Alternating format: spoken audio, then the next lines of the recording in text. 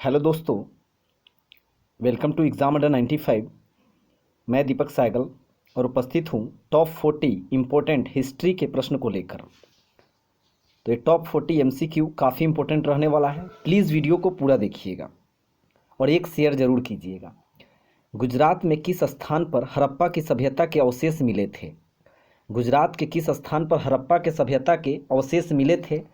तो आंसर होगा लोथल। और लोथल किस नदी के किनारे है? तो लोथल भोगवा नदी के किनारे स्थित है, गुजरात में है। दूसरा प्रश्न है, किस द्रव्य का उपयोग हड़प्पा काल की मूर्तियों के निर्माण में मुख्य रूप से किया गया था? तो किया गया था टेराकोटा का। टेराकोटा का प्रयोग हड़प्पा काल की मुद्राओं के निर्माण में मुख्य रूप से किया गया था। तीसरा प्रश्न है, मराठा राज का दूसरा प्रवर्तक किसे माना जाता है? मराठा राज का दूसरा प्रवर्तक किसे माना जाता है? तो बालाजी विश्वनाथ को माना जाता है, बालाजी विश्वनाथ को। सांची क्यों विख्यात है? सांची क्यों विख्यात है? तो इसका आंसर होगा सबसे बड़ा बौद्ध स्तूप गुफा चित्रकारी है सांची, इसीलिए विख्यात है और यह एमपी में पड़ता है, मध्य प्रदेश में।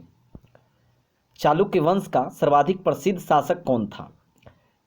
चालुक्य वंश का सर्वाधिक प्रसिद्ध शासक कौन था? पुलकेशिन द्वितीय।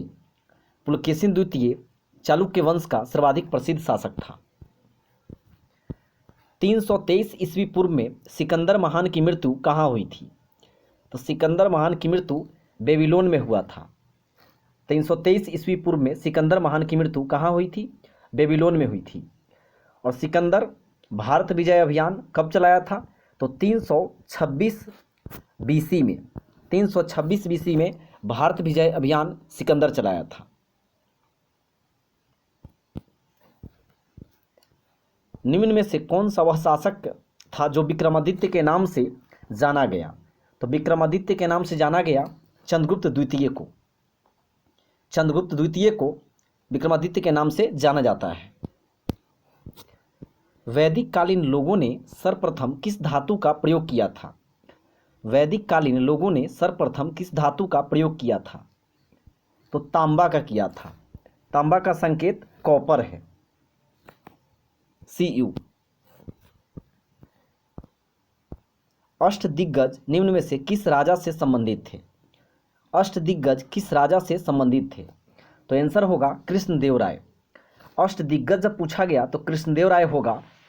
और अष्टप्रधान पूछा जाएगा, अष्टप्रधान पूछा जाएगा तब आंसर शिवाजी होगा, शिवाजी। तो अष्टदिग्गज कृष्णदेवराय और अष्टप्रधान शिवाजी।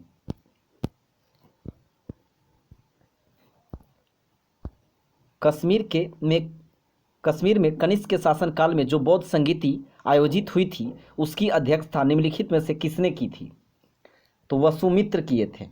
जो कश्मीर में जो कनिष्क के शासनकाल में बौद्ध संगीति हुई थी उसकी अध्यक्षता किसने किया था? तो वसुमित्र किए थे।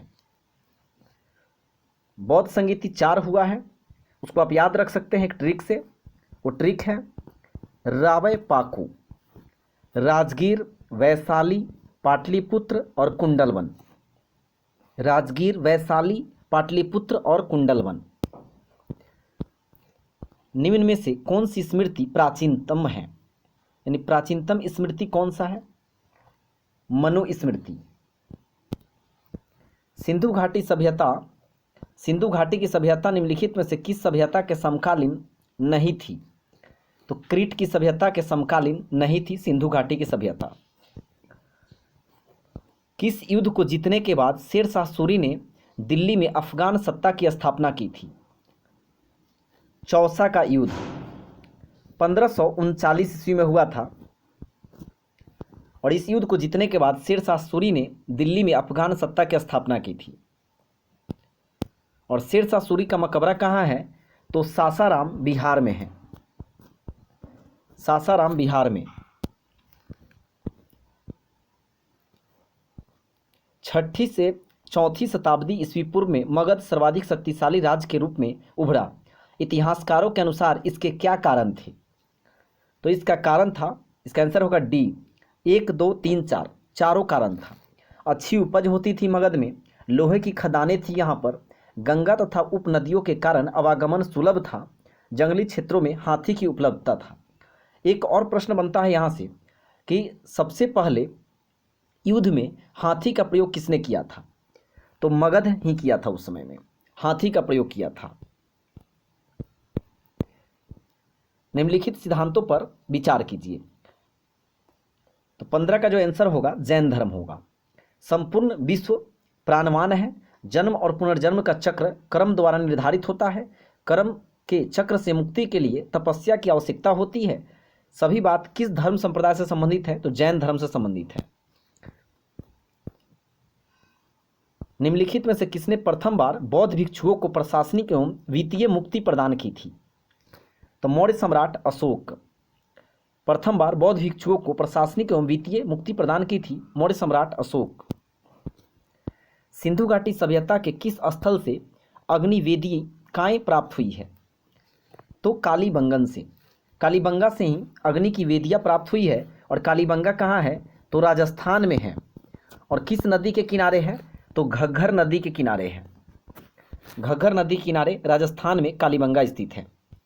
और कालीबंगा का अर्थ क्या होता है? ये भी प्रश्न बना हुआ है एग्जाम में। तो कालीबंगा का अर्थ होता है काली चूड़िया। काली चूड़िया होता है इसका अर्थ कालीबंगा का। पुनर्जागरण काल में ग्रीको रोमन प्राचीन अध्ययन में रुचि को किस नाम से जाना गया? तो मानववाद के नाम से। पुनर्जागरण काल में ग्रीको रोमन प्राचीन अध्ययन में रुचि को किस नाम से जाना गया? मानववाद। ऋग्वेद में निम्न में से किसका उल्लेख नहीं मिलता है? तो कपास का उल्लेख नहीं मिलता है ऋग्वेद में। नालंदा विश्वविद्यालय किस लिए प्रसिद्ध था? नालंदा विश्वविद्यालय बौद्ध धर्म दर्शन के लिए प्रसिद्ध था। चाइनीज यात्री हुएनसांग हर्षवर्धन के शासनकाल में नालंदा विश्वविद्यालय में अध्ययन करने के लिए ही आए थे। और भाषा क्या थी? तो पाली भाषा थी, क्योंकि बौद्ध धर्म की भाषा पाली ही है। कुवांसी नामक गांव किस राज्य में है जहां से पुरानी सभ्यता के अवशेष मिले हैं? तो गुजरात में है। कुवांसी नामक गांव गुजरात में है जहां से पुरानी सभ्यता के अवशेष मिले हैं। अशोक के ब्राह्मी अभिलेखों को सर्वप्रथम किसने पढ़ा था? अशोक के ब्राह्मी अभिलेखों को सर्वप्रथम किसने पढ़ा था? तो पढ़े थे जेम्स प्रिंसेप 1837 ईस्वी में। और खोज कौन किए थे? तो टी पैंथेलर किए थे। कब? 1750 में। अशोक के ब्राह्मी अभिलेख को सर्वप्रथम खोजे थे टी पैंथेलर 1750 में। और 1837 में जेम्स प्रिंसेप पढ़े थे।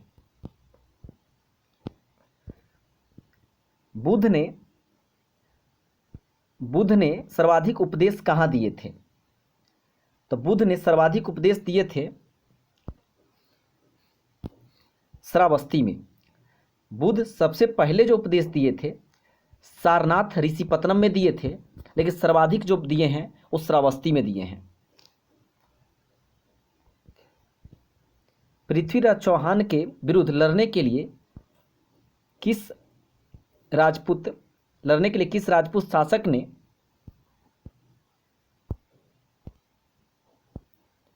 पृथ्वीराज चौहान के विरुद्ध लड़ने के लिए किस राजपूत शासक ने मोहम्मद गौरी को आमंत्रित किया था? तो आंसर होगा जयचंद। अगला प्रश्न है, निम्नलिखित में से कौन सा हड़प्पा